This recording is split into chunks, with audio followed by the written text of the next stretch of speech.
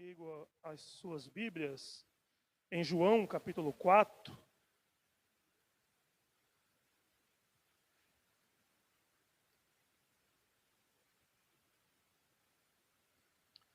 João, capítulo 4. Nós, no último culto, falamos já sobre João, capítulo 4, mas fomos até o versículo 9 e falamos um pouco sobre comunhão, sobre relacionamentos. E hoje nós vamos tratar realmente o tema principal desse texto, que é o encontro de Jesus com essa mulher, né? Esse texto é conhecido como a mulher samaritana. E nós vamos pensar nesse texto com o seguinte tema: um encontro incomparável. Um encontro incomparável. Hoje nós vamos do versículo 1 ao versículo 26. Tá bom? Depois a gente continua a partir do versículo 27, no próximo culto, no próximo sermão, se Deus permitir. Como nós vamos destrinchar esses 26 versículos, eu quero ler apenas um versículo aqui a título de introdução. E é o versículo de número 4.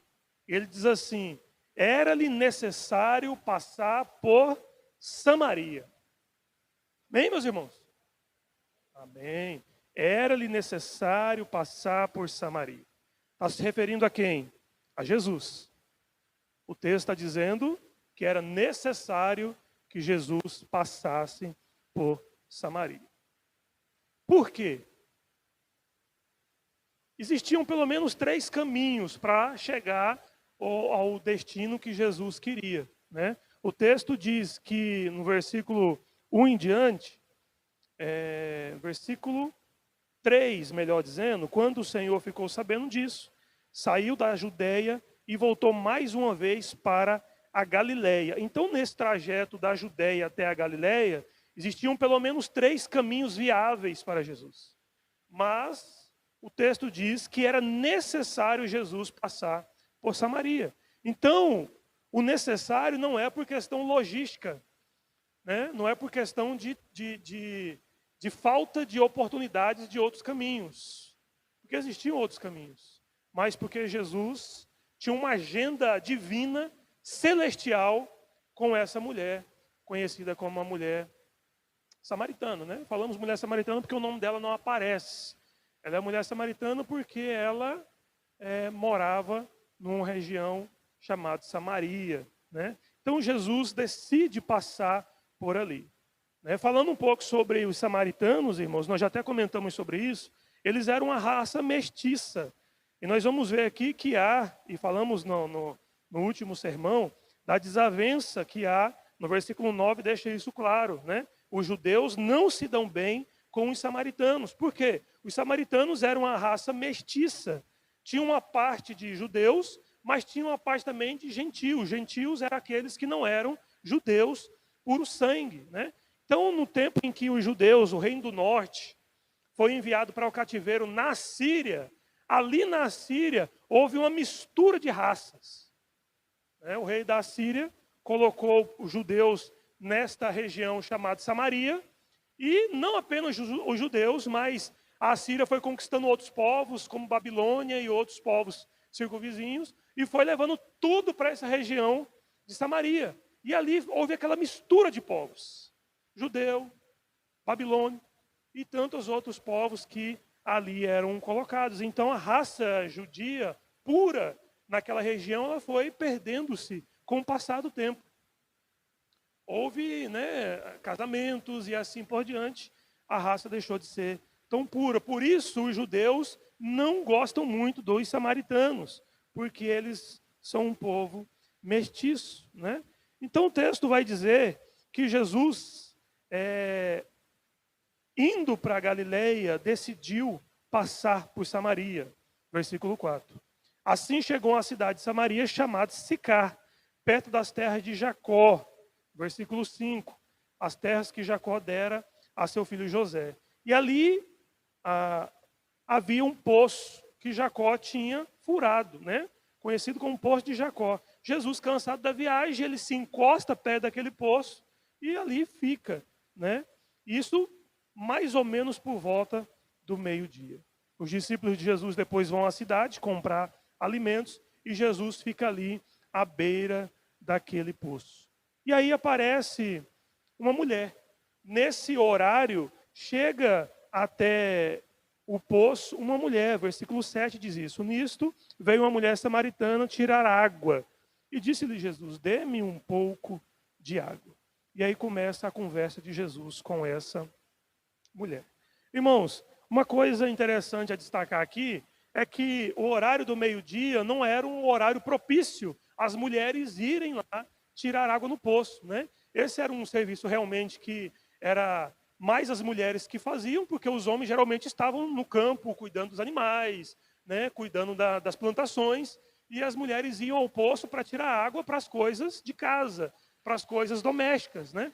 Então as mulheres iam geralmente na parte da manhã, o sol mais fresco, ou na parte da tarde, com o sol também mais fresco. Mas essa mulher, por uma razão, né, que nós podemos supor qual é, ela foi ao meio-dia. Porque era um horário que provavelmente não haveria ninguém ali no poço. Mas ela encontrou ali um judeu, né? E ela bateu um longo papo com esse judeu, e esse judeu transformou a vida dessa mulher. Então, a partir do versículo 7, começa esse diálogo de Jesus com essa mulher. E nós vamos ver aqui, irmãos, que para Jesus alcançar o coração dessa mulher, ele superou alguns desafios, alguns preconceitos, algumas barreiras, e ele usou algumas estratégias para alcançar o coração dessa mulher, para essa mulher ser salva, né? Ter a história da sua vida mudada, transformada. Eu quero destacar primeiramente 3 barreiras que foram superadas aqui. A primeira, como eu já falei, né, é a barreira cultural, né, pelo fato de Jesus ser judeu e essa mulher ser samaritana. Essa cidade, conhecida como Sicar, ela tem o nome de cidade dos bêbados, né? Traduzido, Sicar chama-se cidade dos bêbados. Aí você já pode imaginar, né, o tipo de pessoas que costuma viver nessa cidade, porque geralmente o costume da época era que, né, o nome era dado conforme, por exemplo, a pessoa, e aí dava o nome para ela, ou o lugar, e aí dava-se o nome para o lugar. Então, Sicar é conhecida como cidade dos bêbados. E Jesus superou primeiramente a barreira cultural, porque ele sendo judeu, como eu já falei, ele transpôs essa barreira cultural e conversou com essa mulher samaritana. Os judeus consideravam os samaritanos imundos, irmãos. Eles não comiam juntos. Eles não bebiam da mesma cisterna que os samaritanos bebiam. Eles não sentavam na mesma mesa. Eles tinham uma aversão muito grande para com os samaritanos. A outra barreira que Jesus superou aqui, também falando um pouco questão de cultura, é a barreira racial, né? Também pensando em raças, né?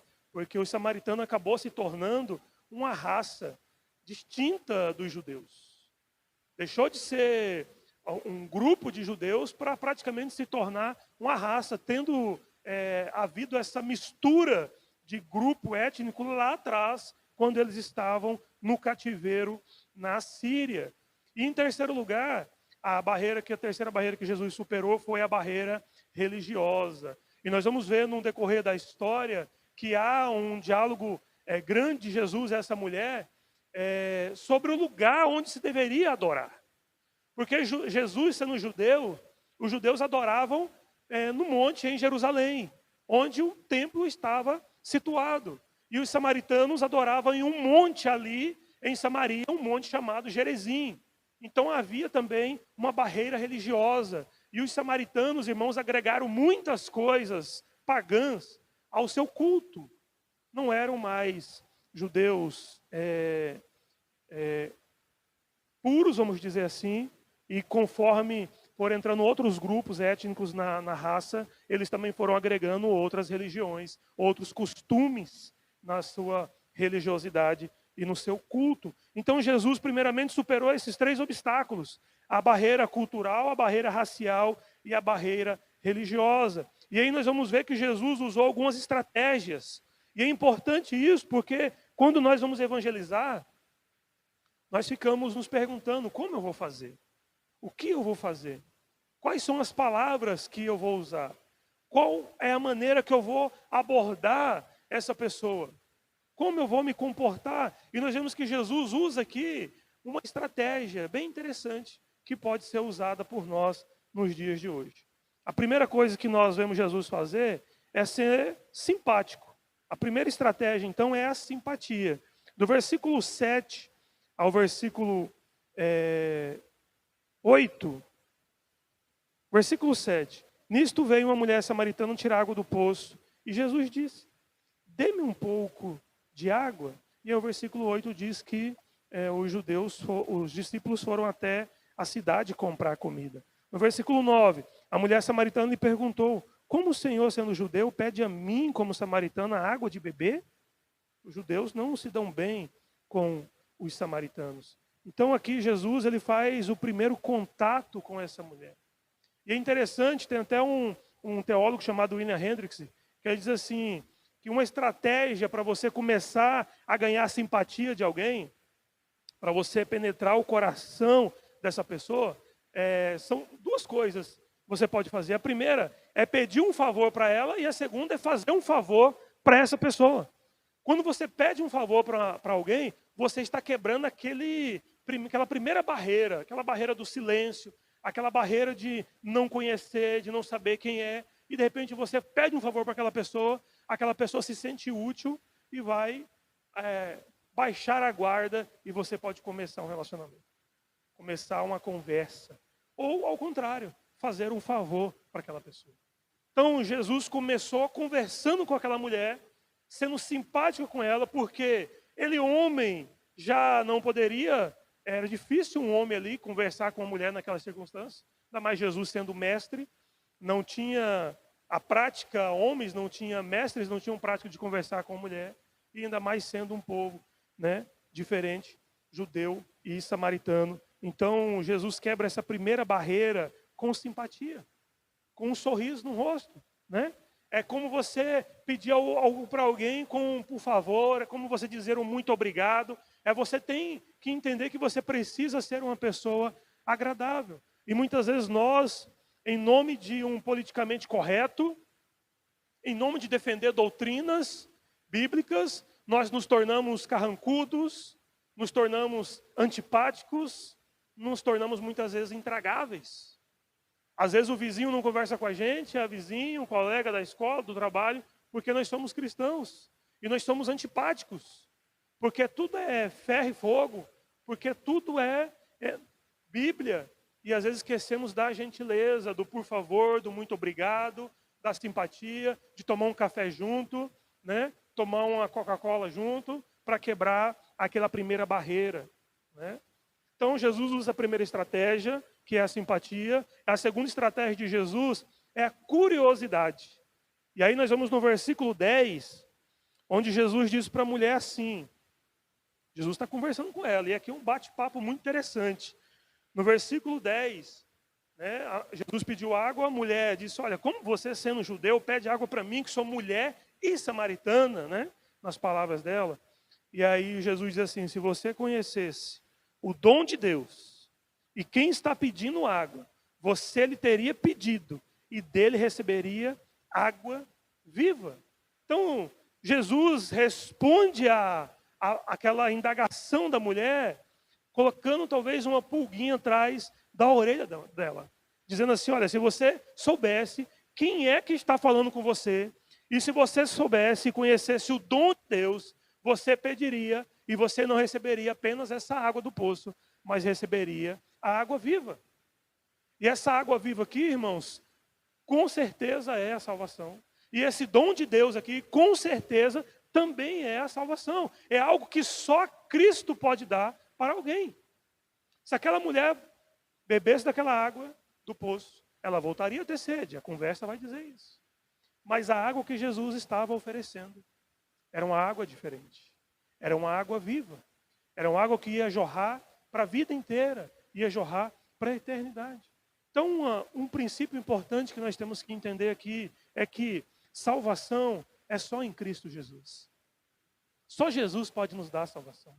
Essa água viva, só Jesus pode nos dar. Esse dom perfeito de Deus, só Jesus pode nos dar. Mas nada e ninguém pode nos dar, a não ser Jesus. Então Jesus fala isso para ela, e como se colocasse uma pulga atrás da orelha dela, dizendo, olha, se você soubesse quem está falando com você, você teria pedido um pouco mais, né, do que uma simples água, né? E a mulher responde, olha, o Senhor não tem como tirar água do poço, porque o poço é fundo. Onde pode conseguir água viva? Acaso o Senhor é maior que o nosso pai Jacó, que nos deu o poço, do qual ele mesmo bebeu, bem como seus filhos e seu gado? Então aqui, irmãos, nós vemos essa mulher sendo humana, sendo carnal. Assim como o nobre Nicodemos, há alguns domingos atrás que nós falamos, também quando Jesus disse para ele, é necessário você nascer de novo, ele, bugou a mente, né? Ficou cheio de pontinho de interrogação na cabeça dele, e ele começou a se perguntar como alguém pode nascer de novo, sendo já homem velho, barbado.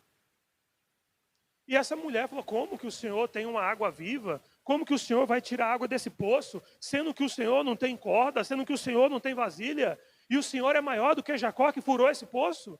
A cabeça dela estava trabalhando no automático, no humano, e ela não tinha entendido toda a mensagem espiritual e salvífica que estava atrás daquela conversa com Jesus.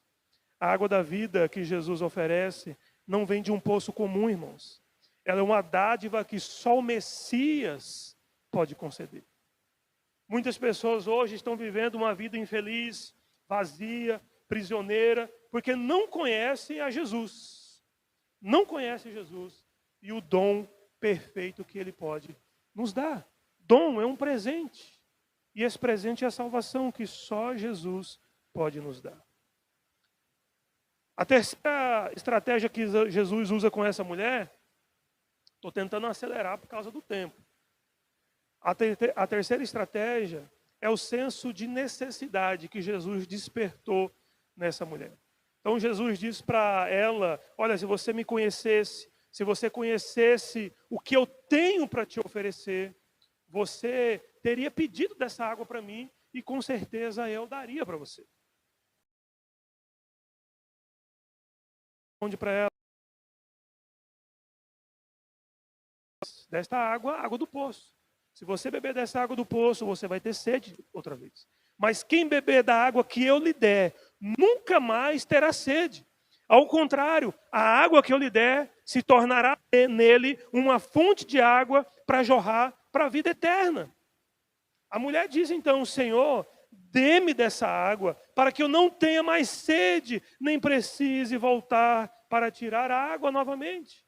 Por mais que Jesus estava explicando, ela continua pensando no poço e na água do poço. E Jesus estava dizendo, eu tenho algo maior, melhor e mais duradouro do que a água desse poço. Jesus estava despertando nela um senso de necessidade, ou seja, você precisa disto que eu estou oferecendo para você. Essa água que você tem, ela é passageira, ela mata uma sede temporária, mas eu tenho uma água que ela vai matar a sua sede para a eternidade. Só eu tenho essa água. E isso despertou nessa mulher, né? Ela começa a entender a necessidade de se apropriar daquilo que Jesus estava ali falando e oferecendo para ela. As coisas deste mundo, irmãos, não satisfazem. As coisas deste mundo são passageiras. Nada que o homem jogar para dentro do seu coração vai satisfazer ele. Nada. Por mais que o momento ele fica alegre, feliz, tira fotos, posta no Instagram, olha como eu estou feliz, olha como eu estou alegre. É tudo passageiro. Toda a alegria do mundo é passageira e não satisfaz plenamente. Somente o dom de Deus na pessoa de Cristo pode nos satisfazer completamente. Só Jesus pode satisfazer o homem por completo. Tem um teólogo chamado Charles Erdman, ele diz assim: satisfação era exatamente o que essa pobre mulher aspirava. Atrás disso, andara toda a sua vida. E nessa busca, não respeitara nem as leis de Deus, nem a lei dos homens. Entretanto, continuava sedenta, e a sede nunca seria satisfeita, senão quando achasse em Cristo o seu Senhor e Salvador pessoal. Quem conhece a história sabe que o preenchimento do vazio que ela tinha dentro de si, ela tentava preencher esse vazio com muitos relacionamentos que ela teve. Jesus vai tratar disso daqui a pouco. E muitas pessoas estão lá fora dessa mesma forma, tentando preencher o vazio do seu coração com algumas coisas. Ou é com um parceiro, ou é com algum vício, né? Ou é com alguma ocupação, está fazendo de tudo para preencher um vazio que há dentro do seu coração, e esse vazio não vai ser preenchido a não ser em Cristo. Só Cristo pode preencher esse vazio. Em quarto lugar, meus irmãos, a quarta estratégia que Jesus usa aqui é de despertar a consciência daquela mulher. E o despertar da consciência aqui tem a ver de ela entender e ser convencida da sua vida pecaminosa, de que ela haveria de ter a necessidade de abandonar a sua vida pecaminosa para viver uma vida com Cristo. Ela devia abandonar os seus caminhos tortuosos, reconhecer os seus pecados, para ter um relacionamento íntimo e pessoal com Cristo, com Deus. Versículo 16, Jesus diz para ela assim: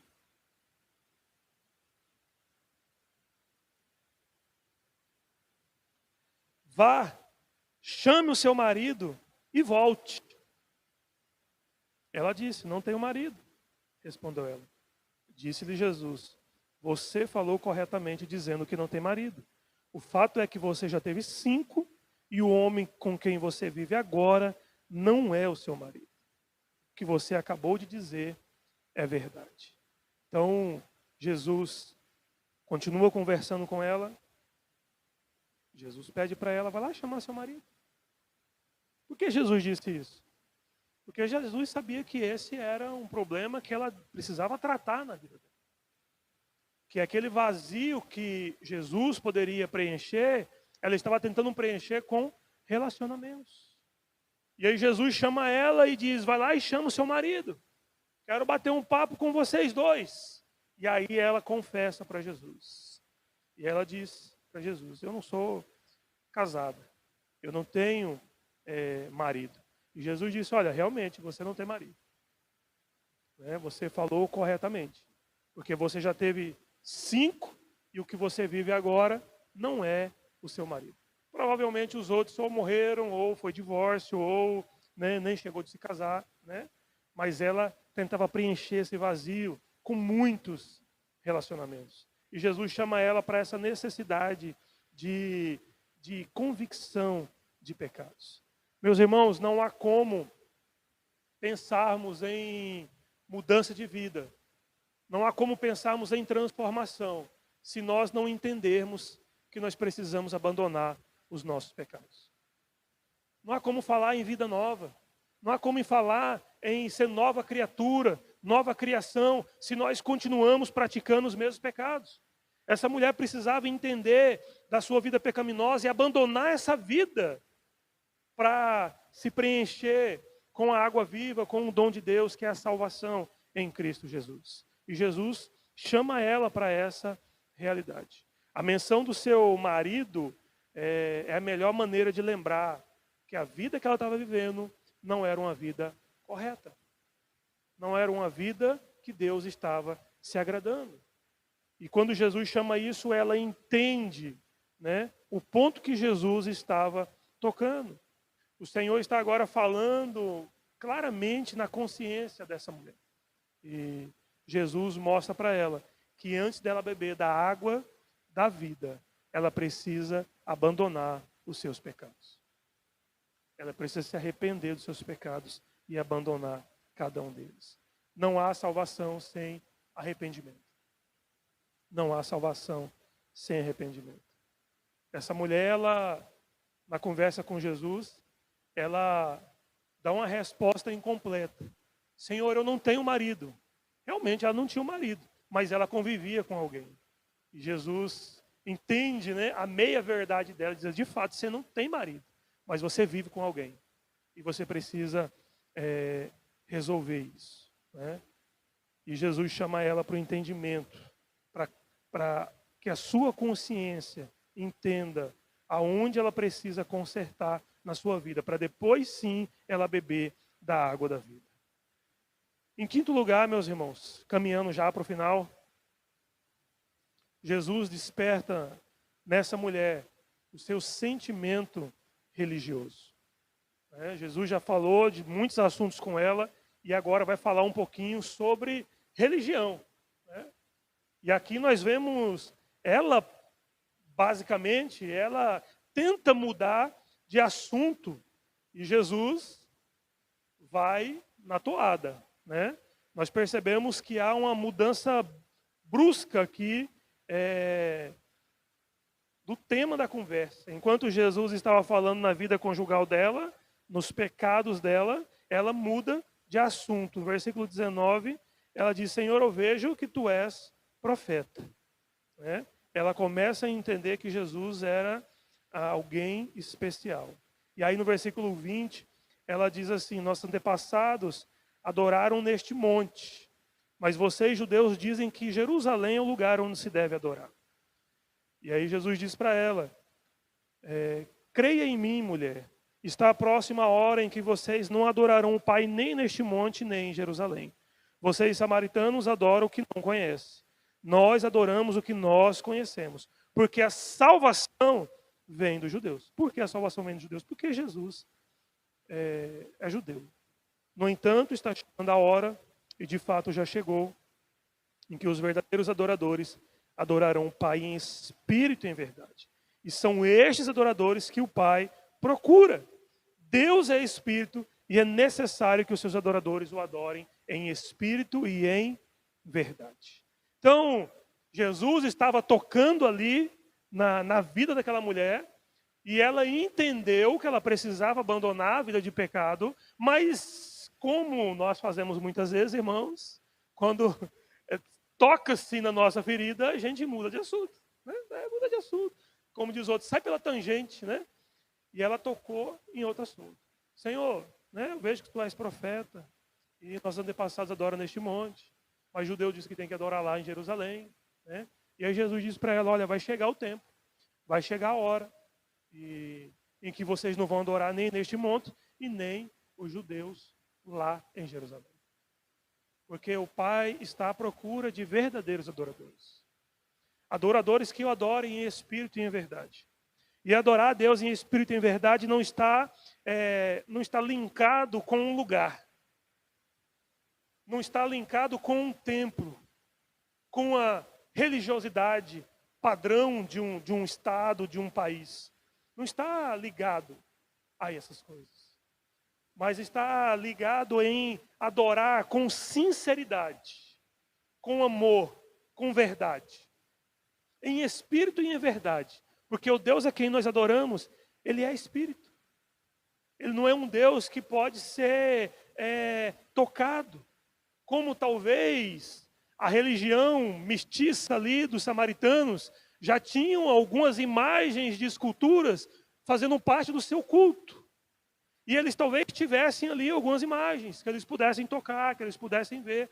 E aí Jesus diz para ela, Deus é espírito. E é necessário que os seus adoradores o adorem em espírito e em verdade. Em espírito porque Deus é invisível. Deus, Ele é intangível. Deus, Ele é divino. E é necessário que os seus adoradores o adorem em espírito e em verdade. Então a adoração não está em um lugar especificamente. Não é neste monte aqui, mulher, que você vai adorar verdadeiramente. Não é lá em Jerusalém, no templo, que você vai adorar verdadeiramente. mas é onde você estiver, se você estiver adorando com um coração sincero, em obediência ao Senhor. Meus irmãos, o nosso culto tem que ser um culto bíblico. O nosso culto tem que ser um culto verdadeiro. O nosso culto tem que ser um culto com entendimento. É isso que Paulo ensina para as igrejas. Não deve ser um culto bagunçado, onde ninguém entende nada, onde um grita daqui, outro grita dali, e às vezes nós falamos que isso é espiritualidade, e às vezes isso passa da espiritualidade, né? Não quero dizer que nossos irmãos pentecostais estão errados, mas às vezes isso passa de uma espiritualidade para se tornar algo onde ninguém entende nada, e vira uma bagunça como na igreja de Corinto. Ao ponto de Paulo falar, olha, quando vocês forem falar em línguas, que sejam poucos e haja quem interprete, porque senão virou uma bagunça. E se for profetizar, que sejam também um ou dois, e vai lá e faz um depois do outro. Vocês têm que ter ordem e decência, porque este é o culto racional, este é o culto sincero, este é o culto verdadeiro, este é o culto espiritual que o Senhor espera e deseja dos seus adoradores. Adoração em espírito e em verdade. E Jesus fala isso para essa mulher e nos ensina essa grande verdade. Que eu não preciso estar em um lugar propriamente dito. Mas se eu adoro o Senhor, eu posso adorar o Senhor lá no meu local de trabalho. Eu posso cultuar o meu Deus lá na minha faculdade, lá na minha escola, na sala de aula, naquela bagunça que muitas vezes é, né? Algumas escolas, algumas salas. Eu posso adorar a Deus ali. Eu posso servir a Deus ali. Eu posso ali em espírito e em verdade cultuar o meu Deus. Eu não preciso estar propriamente dito num templo, num lugar, mas eu posso fazer isso. Ele é espírito. E nós devemos adorá-lo em espírito e em verdade. E em último lugar, irmãos, Jesus desperta nessa mulher uma fé verdadeira. Versículo 25 e versículo 26. Eu não vou falar novamente, caminhando para o final, né? Porque eu já disse isso. Parece que quando a gente fala isso, a gente fala mais ainda, né? Mas já estamos indo para o final, né? Para bons entendedores, Jesus diz no versículo 25, eu sei, não disse a mulher, melhor dizendo, eu sei que o Messias, chamado Cristo, está por vir. Quando ele vier, explicará tudo por nós, para nós. Então Jesus declarou, eu sou o Messias, eu que estou falando com você. Olha que revelação maravilhosa, irmãos. O privilégio dessa mulher conversar com o Messias. Primeiro ela tem um entendimento que Jesus era alguém diferente. Nossa, você é um profeta. Você fala bonito, né? Se fosse no dia de hoje, você parece que é presbítero, obreiro, diácono, né?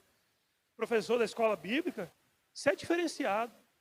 E aí e ela fala para Jesus, olha, nós sabemos que há o Messias, o prometido, o ungido de Deus, aquele que um dia virá por nós.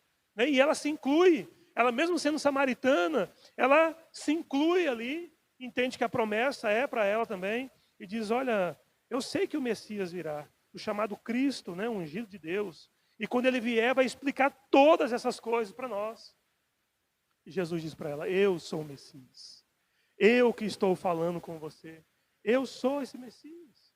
Meus irmãos, e hoje Cristo tem se revelado para nós de uma forma tão maravilhosa. E você pode abrir a sua Bíblia e Cristo se revelar para você. E você pode ver um culto como esse, Cristo se revelar a você. E falar ao seu coração, e ministrar ao seu coração. E você pode ser edificado, e você pode ser impactado com a palavra, e ao mesmo tempo ser despertado para viver uma vida santa e piedosa na presença do Senhor.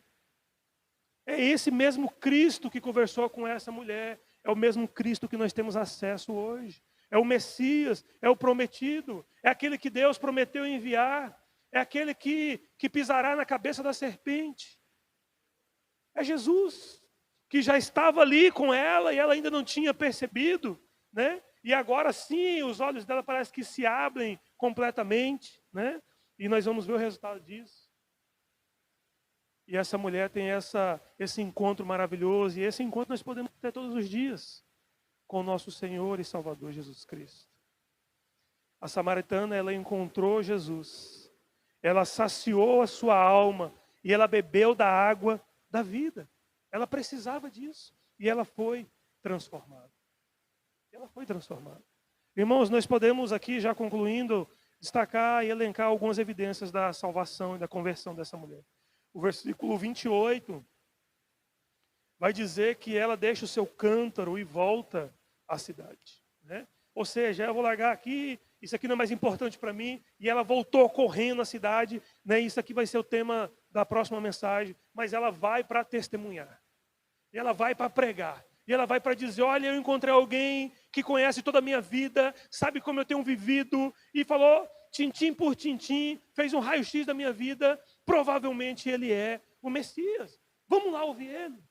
E ela saiu para testemunhar. E isso, meus irmãos, é uma prova de alguém que conheceu a Cristo verdadeiramente. Porque quando nós nascemos de novo, quando nós somos lavados pelo sangue de Cristo, quando nós somos regenerados, nós temos uma sede de que outras pessoas também experimentem isso que nós estamos experimentando. Essa é a primeira evidência dessa mulher que se converteu a Cristo. E é a primeira evidência de alguém que se converte. Quem encontra Jesus quer compartilhar as boas novas. Precisa compartilhar as boas novas.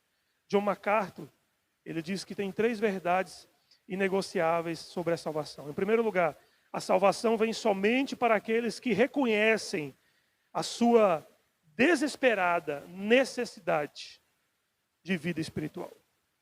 E é o que essa mulher entendeu. Que ela tinha um vazio, uma sede que aquela água do poço e que os relacionamentos dela não estavam sendo suficientes para preencher, para matar aquela sede. E ela foi matar essa sede em Cristo Jesus. A segunda verdade é que a salvação vem somente para aqueles que confessam e se arrependem dos seus pecados. Falei isso. Sem confessar os pecados, não há salvação. E em terceiro e último lugar, a salvação vem somente para aqueles que recebem Cristo como seu Messias e Salvador.